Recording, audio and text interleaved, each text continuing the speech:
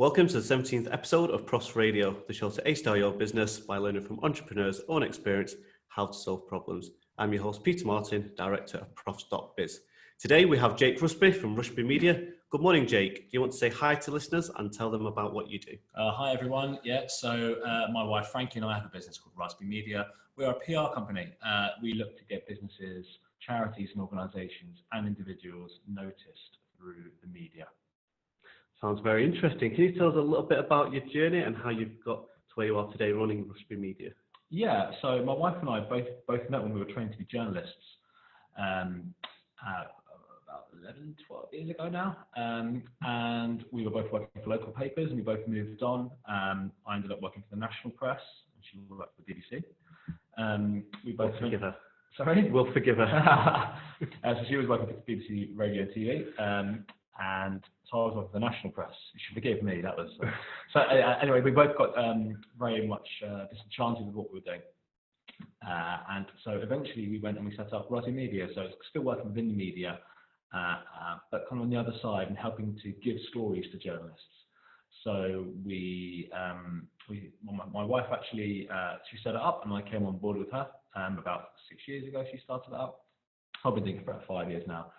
And it's great. We work with a lot of businesses and charities and organisations locally, just really helping to get noticed and getting the exposure that they need and deserve as well.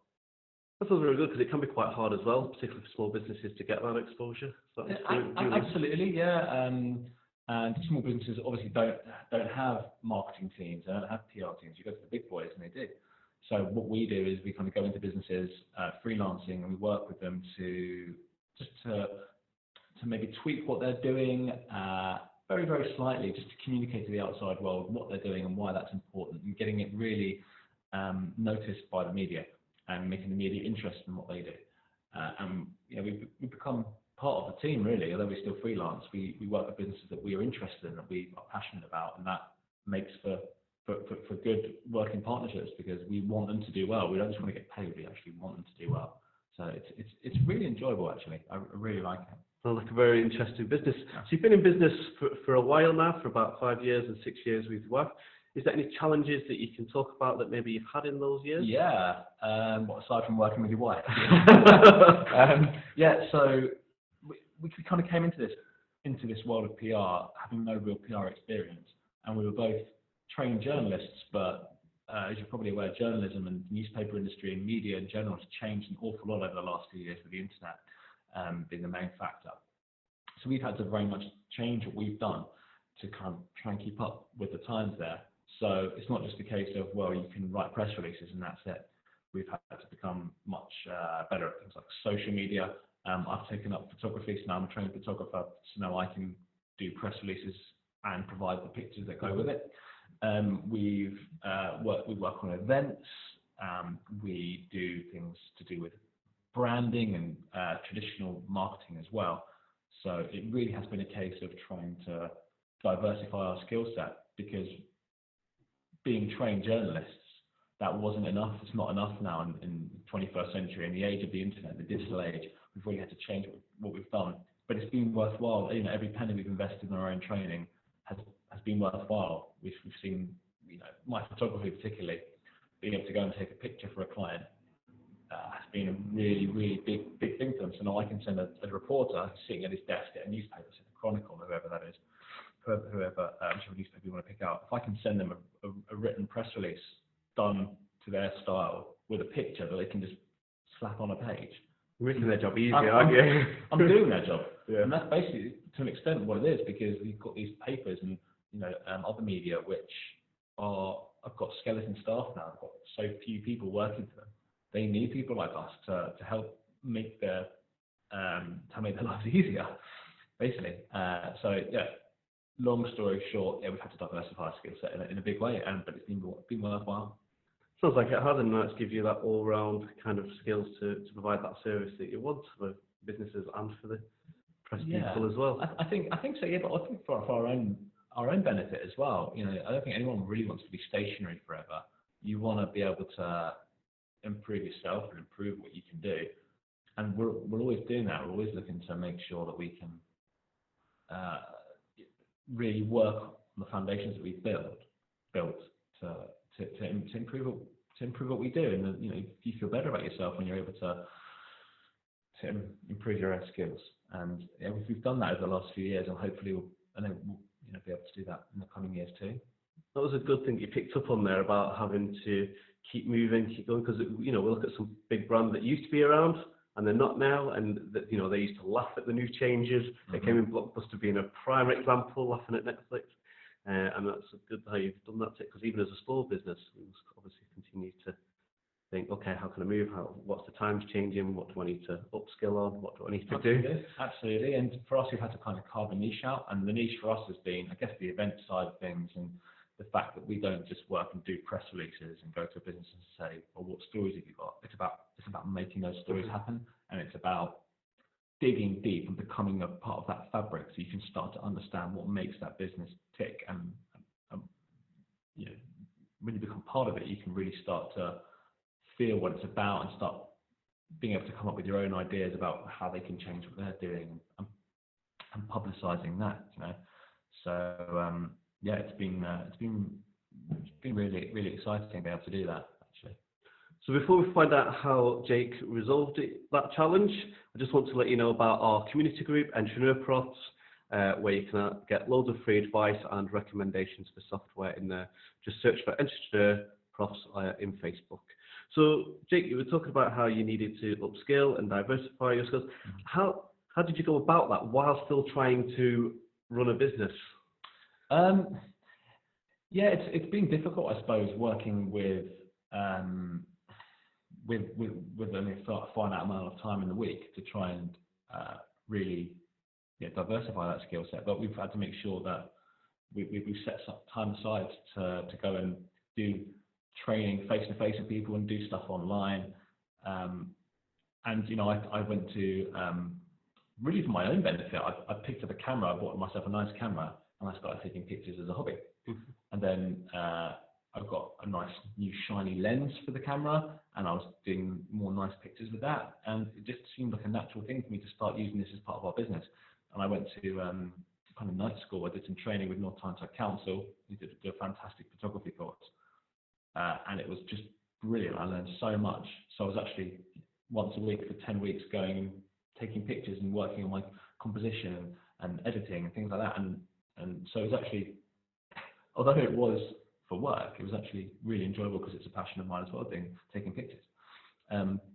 Otherwise, it's just been trying to find the times in the day when there are things going on, when there are training events, group events, through to the Business Factory, or just looking online and following the right Facebook pages and going on YouTube, and really just trying to find the time in the day to invest in your skills, because although it's time that you could be spent doing paid work, at the end of the day, it's going to be it's an investment, and as I said, a camera's not a cheap thing. It's paid back in the services we've been able to offer, and the revenue we've generated through this new skill of mine. And it's great, and I love doing it. In fact, I can't see the business now without me and my camera, because it's such an important part of what we do.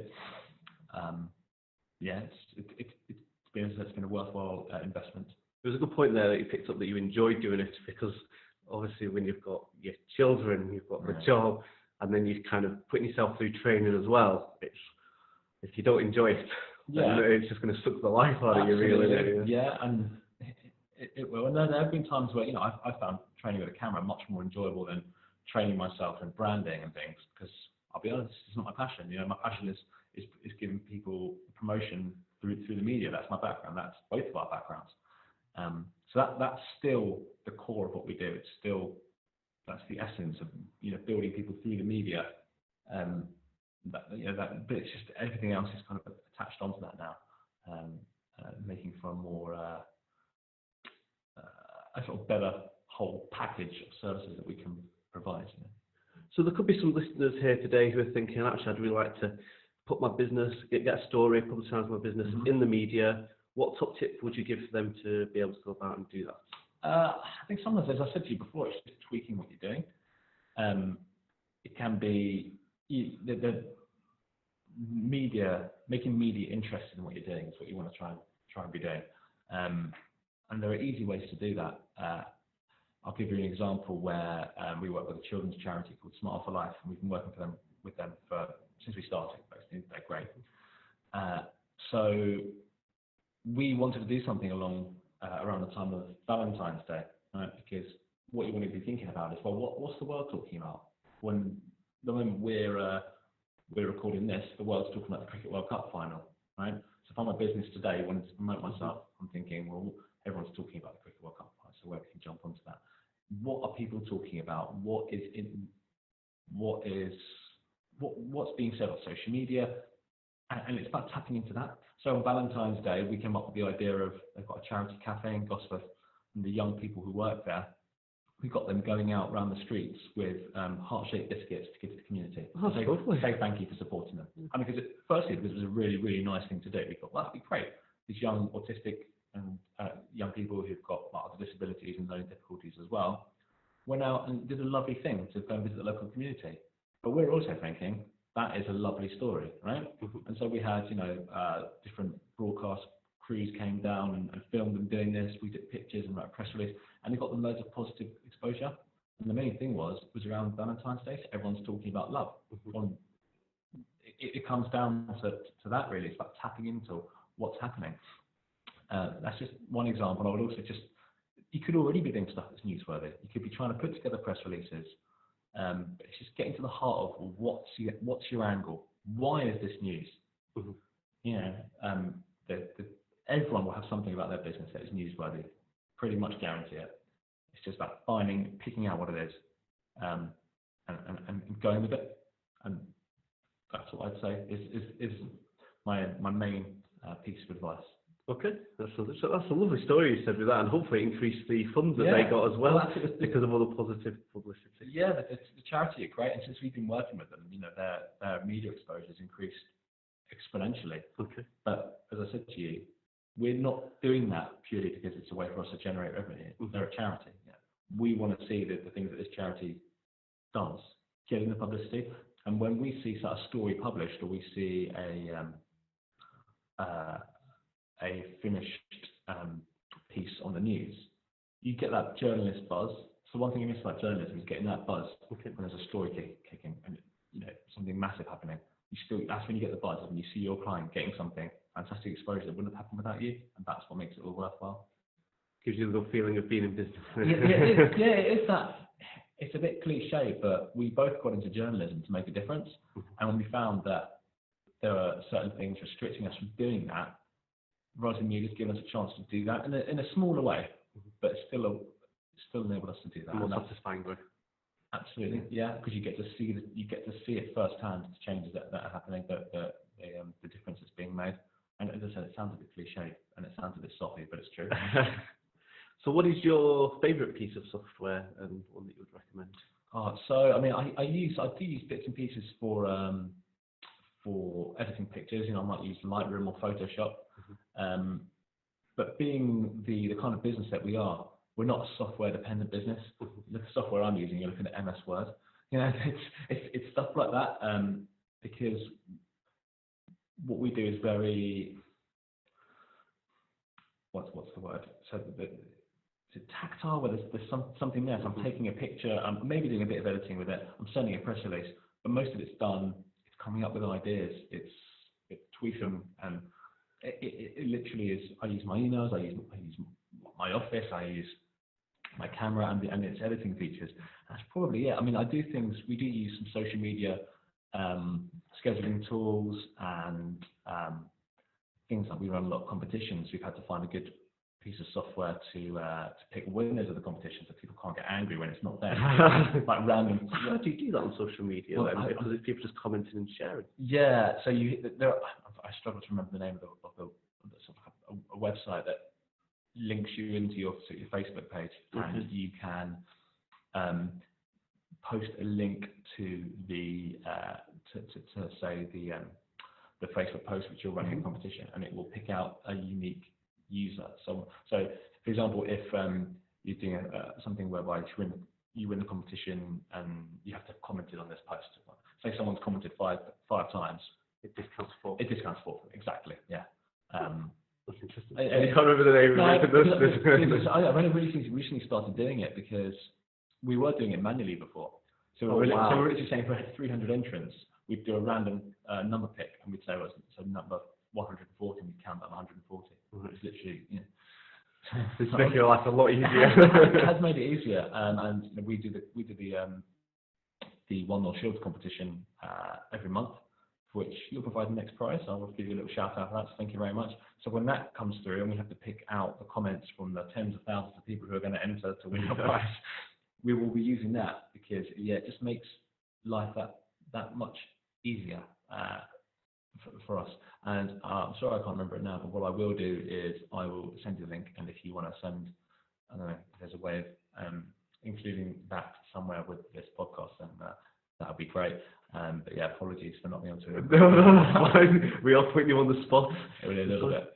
Well, thank you for today and all the advice that you've given. Before you go, is there a way that people can connect with you? Yeah, so we've got a Rusby Media Facebook page, or there's rusbymedia.com. You can go to either of those places, or send me an email, which is to jake@rusbymedia.com. Rusby is R-U-S for sugar, B for Bravo, Y for Yankee, media.com. Just Google us, you'll find us. But I mean, even if I'm happy to give out little bits of advice as well. Like I said, I've given you one bit of advice for how you can make yourself more media friendly. But I'm happy to help people out, especially if you're part of the North Shore Chamber of Commerce, but we all help each other out. You're a member too. It's just about helping each other out, isn't it? And trying to make that positive difference to each other. Well, that's it, because if we're all succeeding and helping each other succeed, then we all do well. But if we start to kind of push people out, one business fails, that's one person that's not buying from you. Yeah, so exactly. It's always worth helping out everybody. I'm a big believer in that. Yeah, no, help everyone else succeed, and you'll succeed. Absolutely agree. Otherwise, you've got no one else to help you succeed either, have you? So. Yeah, I think it's just like your mindset, isn't it? It's the right way to be, really, isn't it? Definitely is. Thank you for having me on. No, thank you for coming. Remember, listeners, to go and check out our Facebook group, Entrepreneur Profs, and go and A-star your business today.